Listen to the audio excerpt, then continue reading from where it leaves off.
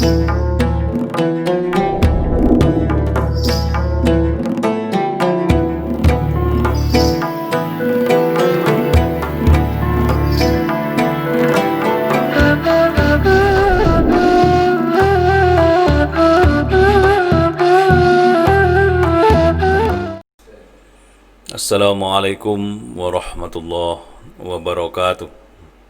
Alhamdulillahi rabbil alamin. Wa bihi nasta'inu ala umuri dunya waddin wa ala alihi wa sahbihi ajma'in. Asyhadu an la ilaha illallah wahdahu la syarikalah wa asyhadu anna Muhammadan abduhu wa rasuluh la nabiyya ba'da. Allahumma salli ala Muhammad wa ala ali Muhammad amma ba'du. Kaum muslimin yang berbahagia dan dimuliakan Allah Subhanahu wa taala. Ada 6 kebiasaan yang harus kita lembagakan, harus kita mantapkan pada diri kita masing-masing supaya diri kita menjadi lebih mantap dalam beragama ini. Pertama, jaga kedekatan hati kita dengan Allah, jaga kemesraan kita dengan Allah, pelihara baik-baik suasana batin yang intim dengan Allah. Ada segala sesuatu, ingat Allah. Ingin sesuatu, ingat Allah.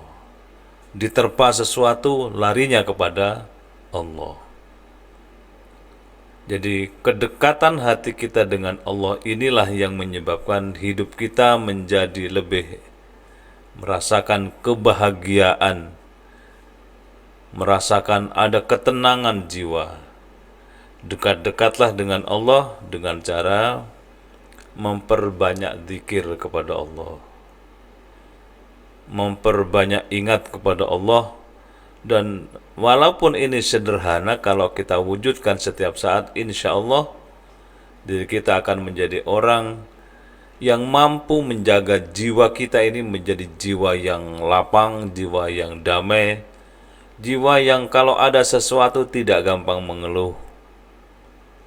Karena ingat, cantolan kita, sendenan kita adalah Allah Subhanahu wa ta'ala. Allahu waliyul ladina amanu yukhrijuhum minadh-dhulumati ilan nur. Orang beriman itu sandaran hidupnya Allah. Maka Allah angkat mereka minadh-dhulumati ilan nur, dari dhulumat, dari kegelapan menuju kepada cahaya dan maunah Allah Subhanahu wa taala. Walladzina kafaru awliya'uhum taghut yukhrijunahum minan nuri ila dhulumat. Mereka yang sandaran hidupnya bukan Allah, maka Allah biarkan mereka jatuh dari alam yang penuh dengan cahaya menuju kegelapan hidup, menuju lembah kehidupan yang gelap, yang tidak ada cahaya kebenaran agama di hatinya. Ini yang pertama yang perlu kita jaga, tentang kedekatan hati kita kepada Allah Subhanahu wa taala. Yang kedua, tundukkan hati kita, jangan ada kepongahan, rendahkan jiwa kita di hadapan Allah. Gunakan ilmu padi, semakin berisi, semakin merunduk, semakin merendah, tidak pongah, tidak mendongak, sehingga tidak ada kesombongan di dalam diri kita ini. Orang yang mendongak dalam hidupnya, ada kesombongan dalam jiwa orang itu, yakinlah bahwa seluruhnya menjadi kecil di hati orang itu, bahkan diremehkannya. Tundukkan hati kita, tawaduk di hadapan Allah. Karena sholat kita ngajari kita untuk senantiasa melihat ke tempat sujud ketika kita sholat. Takbiratul ikhram, Allahu Akbar, pandangan kita ke tempat sujud, merendah jiwa kita, tunduklah di hadapan Allah, tidak boleh membantah, tidak boleh pongah, tidak boleh menyombongkan diri, karena hakikat dari kemuliaan seseorang terletak pada seberapa dalam tingkat ketawaduan jiwa orang itu. Yang ketiga, kaum muslimin yang berbahagia dan dimuliakan Allah, kebiasaan istimewa itu adalah hendaknya kita menyuburkan hati kita ini untuk tumbuh kembangnya iman kita. Suburkan hati kita, jangan dimatikan hati kita, jangan disakitkan. Jadilah hati yang salim, yang sehat, yang selamat, supaya iman kita bisa tumbuh subur di dalam jiwa kita. Bisa dibayangkan kalau iman kita subur, insya Allah kita akan senantiasa ingat kepada Allah dalam setiap kesempatan. Kita akan senantiasa menyebut Allah setiap keluar dan masuknya nafas kita, ditandainya dengan Allah, Allah, Allah. Orang yang imannya subur di hati orang itu karena gembur, tidak ada kesombongan, hatinya dekat kepada Allah, hatinya tawaduk kepada Allah, maka dia akan memprioritaskan dalam hidupnya, mendahulukan sesuatu yang dicintai oleh Allah.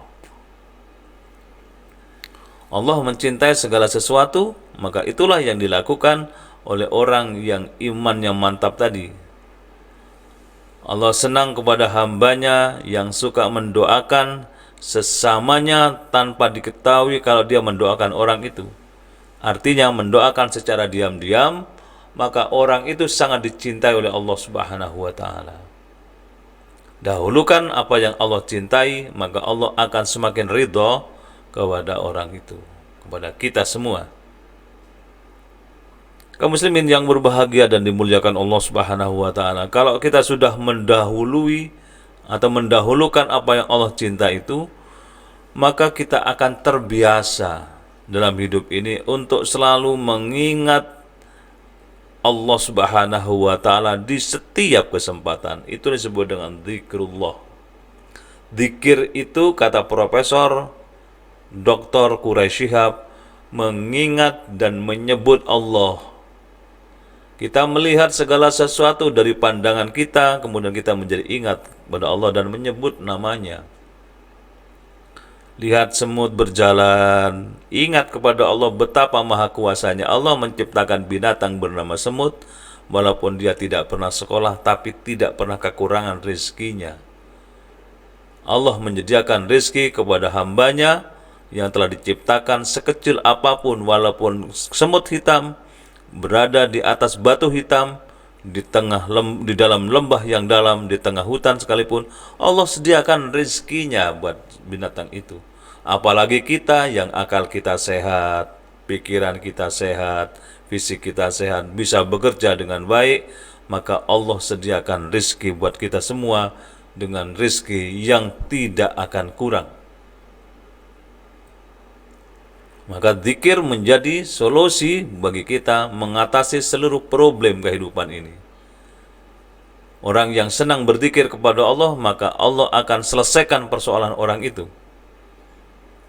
Misalnya rezekinya kok seret, perbanyak zikir, insya Allah Allah lancarkan. Kok tidak segera dapat jodoh, perbanyak zikir, insya Allah Allah mudahkan mendapatkan jodohnya. Kok dia merasakan hidup ini gelap, perbanyak zikir, maka insya Allah akan terang benderang hidup yang ada di depannya itu. Nah, yang terakhir yang harus kita biasa lakukan dalam hidup ini sebagai kebiasaan yang luar biasa, indahnya adalah biasakan membaca Al-Quran dalam hidup kita. Baca Al-Quran, sempatkan pegang Quran. Buka halaman-halaman, walaupun sedikit, baca, istiqomah, terus-menerus. Al-Quran akan menyapa kita besok di akhirat, memberikan syafaatnya. Orang yang senang membaca Al-Quran, maka Quran itu merasa berutang budi kepada jiwa kita, sehingga Quran itu akan memantulkan kedamaian di hati orang yang suka membacanya itu. Kata Nabi, hiasilah rumahmu dengan sholat dan bacaan Al-Quran. Maka orang yang sholat sunnah misalnya di rumah kita, di rumahnya, dan membaca Al-Quran, maka rumah itu akan menjadi rumah yang menarik dipandang secara kejiwaan, karena rumah itu diwarnai dengan ibadah sunnah, sholat sunnah, baca Quran yang hukumnya juga sunnah bagi kita.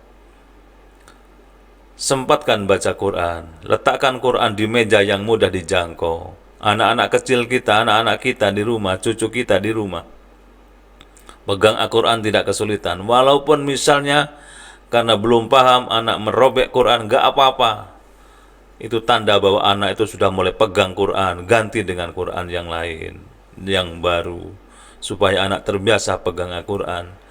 Quran jangan diletakkan di tempat yang susah dijangkaunya, diletakkan di lemari yang tinggi, sementara kita akan ngambil kuncinya tidak ketemu, dan seterusnya. Maka biasakan pegang Quran, baca Quran, karena orang yang baca Quran siang, malam, pagi, petang, seluruhnya akan sangat membekas di hati orang yang membacanya. Tidak ada orang jengkel terhadap bacaan Quran. Orang sakit pun mendengar bacaan Quran itu menjadi damai, menjadi tenang. Orang menjadi pengantin pun di bacaan Quran. Bahkan sekarang ada fenomena bahwa mahar itu berupa hafalan surat-surat tertentu dalam Al-Quran, permintaan dari calon istrinya. Ini sesuatu yang sangat fenomenal, dan kita hendaknya menghargai semua orang yang cinta kepada Al-Quran, membaca Al-Quran, dan menghiasi rumahnya dengan bacaan Al-Quran.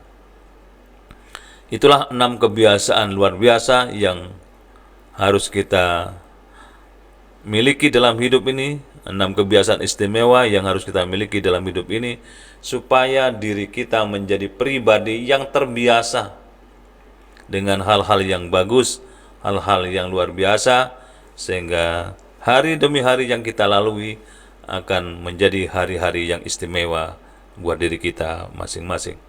Sekian, mohon maaf. Assalamualaikum warahmatullahi wabarakatuh.